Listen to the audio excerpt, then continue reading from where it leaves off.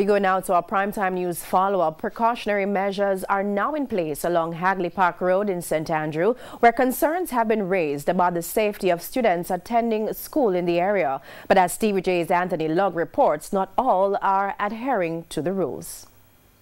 It's getting worse. On January 14, flood rains left the gates of Coburn Gardens Primary and Junior High School like this.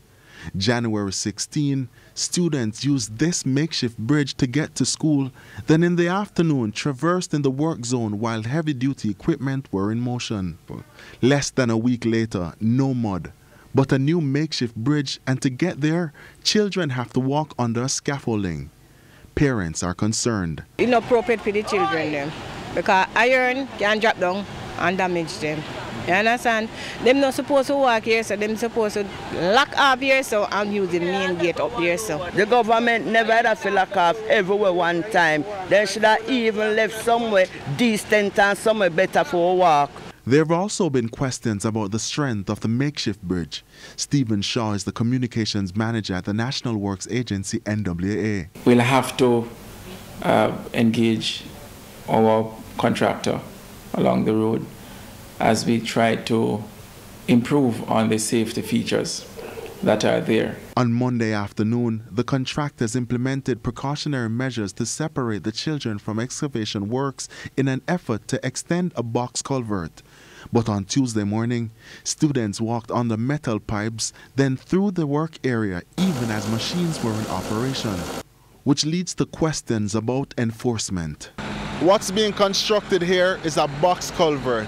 We understand the contractors are willing to speed up work here outside the school, but must first relocate some utility poles.